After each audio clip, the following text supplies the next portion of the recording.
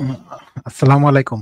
আমি মিজানুর সাহেব, উনি মনে হয় ডিডব্লিউ জার্মানির নিউজটা দেখেন। জার্মানির নিউজে বলা আছে ডিডব্লিউ থেকে, ওরা বলছে যে তারেক রহমান 31 অক্টোবর পর্যন্ত তিনি কোনো জায়গার ভোটার না। তো তিনি কোথার ভোটার এখনো হতে পারেননি। তো আমার প্রশ্ন হচ্ছে, তিনি তো ভোটারই না, তিনি কিভাবে প্রধানমন্ত্রী হবেন? তো আপনারা জানি যে এর পিছনে অনেক কাহিনী ঘটছে, ভারত চাচ্ছে না তারেক রহমান দেশে আসুক।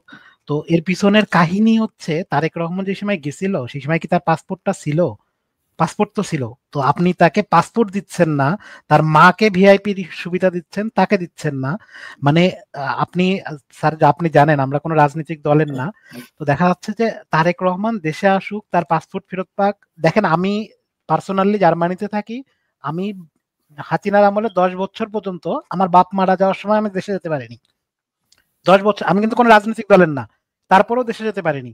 কারণ কি? বিভিন্ন প্রকার চাপ আছে, আপনারা জানেন যে বিভিন্ন প্রকার কথা বলতে গেলে অনেক প্রকার চাপ থাকে, দেশে যাওয়া যায় না। এখন তারেক রহমানের নিয়ে যে খেলা শুরু হয়েছে, এটাকে আপনি তার মায়াকে ভিআইপি দিচ্ছেন, তাকে কি ভিআইপি দিচ্ছেন? সে কি দেশের ভোটার? ভোটার না, সে হতে পারবে না। এবং আপনি যদি আরেকটু ডিপে যান, স্যার আপনি তো আমাদের থেকে, আমাদের জ্ঞানী, আমাদের পিতার বয়সীর মানুষ, আপনি একটু অ্যানালাইসিস করে বলেন তো, এই যে এত বছর পর্যন্ত ডাকসু টাকসু এইগুলোর কোনো ইলেকশনে হয়নি, এই ডাকসু ইলেকশন দিয়ে আপনি কোন গণতন্ত্র প্রতিষ্ঠা করতে যাচ্ছেন? স্যার যদি সরাসরি বলি, আপনার বিশেষ উপদেষ্টা আছে না, কিছু বিশেষ মর্যাদা, মানে ইউনুসের পরে যে আছে, আমরা কিন্তু জেনে তথ্য নিয়ে, আমি প্রতিটা তথ্য নিয়ে বলছি, ইউনুসের পরেই যে পার্সন আছে, নাম বললাম না, যার ভক্ত হচ্ছে নাম করা ইউটিউবার। তো এই লোকের কাছে বলেন, দেখেন সবকিছু সমাধান হয়ে যাবে। অন্য কিচ্ছু অ্যানালাইসিস করার কিছু দরকার নাই বলে আমাদের মনে হচ্ছে, আমাদের ডেটা বলছে, আমাদের মনে হয় না, আমাদের ডেটা বলছে। কারণ তারেক রহমান বারবার আবেদন করছে আমার পাসপোর্টটা দেওয়ার জন্য, পাসপোর্ট দেওয়া হচ্ছে না, তাকে বলছে ট্রাভেল পাস।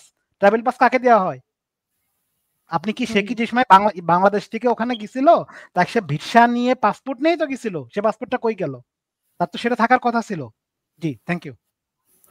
অসংখ্য ধন্যবাদ দাউদ। আমাদের সাথে আরেকজন দর্শক আছেন।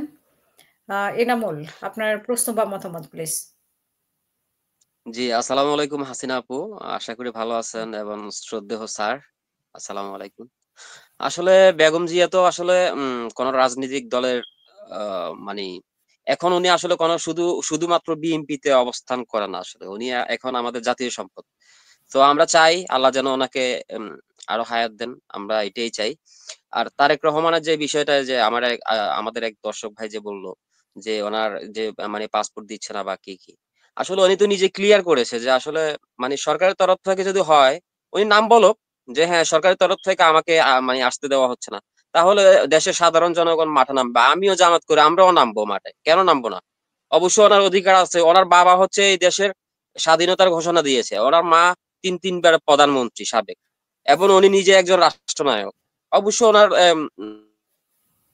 ইয়া ক্লিয়ার আছে, করা উচিত। অধিকার আছে যে বাংলাদেশে পাসপোর্ট পাওয়া। হুম, এটাই। ওকে, আসসালামু আলাইকুম। অসংখ্য ধন্যবাদ।